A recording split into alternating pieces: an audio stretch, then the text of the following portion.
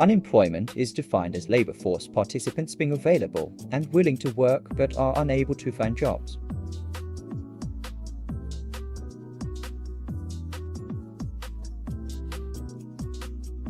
For the unemployment rate, based on the graph, the percentage dropped to 3.3% in November compared to 3.4% in October.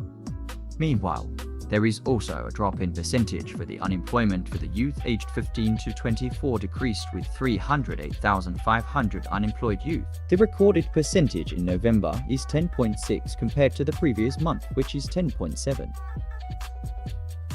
Lastly, the unemployment for the youth aged 15 to 30 years decreased with 432,000 unemployed youth. The percentage also decreased by 0.1% to 6.5% in November.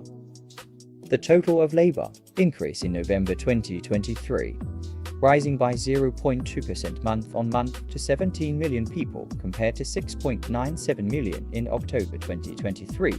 Next, the labor force participation rate in November 2023 remained at 70.1%, the same as the previous month. Lately, number of employed individuals in November 2023 continued to rise, with an increase of 0.2% month-on-month, reaching 16.43 million people compared to the previous month.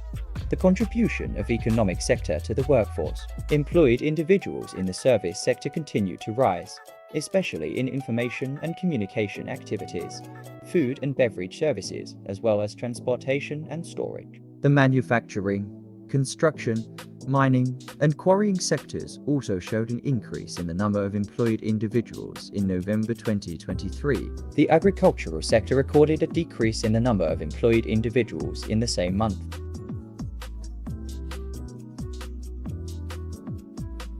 Monetary policy is government measures managed by the central bank to influence the money supply in the economy or change interest rates with the aim of influencing aggregate spending.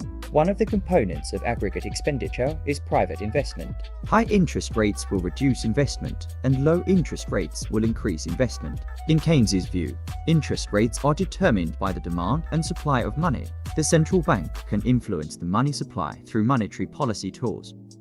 The statutory reserve requirement, also known as SRR, is a percentage of special deposits by commercial banks and financial institutions in the central bank. Changes in the statutory reserve requirements by the central bank will affect the level of savings and loans that can be supported by the bank system reserves. Expansionary type. An expansionary monetary policy decreases unemployment as higher money supply and attractive interest rates stimulate business activities and expansion of the job market. Bank Negara Malaysia will allow a statutory reserves requirement to increase the cash resources of commercial bank, it encouraging the bank to offer more loans to the public and businessmen.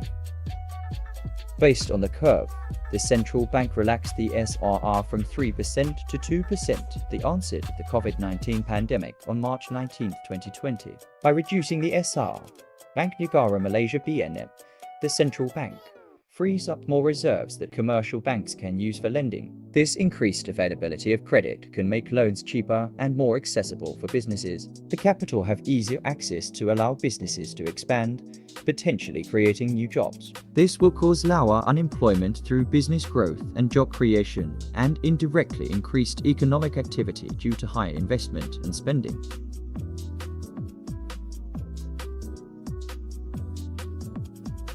In conclusion, unemployment has an influence over the Malaysian economy. To stabilize this issue, the government uses the monetary policy, which is expansionary type, where the government increases the OPR levels of state banks. As a result, the unemployment rate in Malaysia can be reduced. That's all from us. Thank you.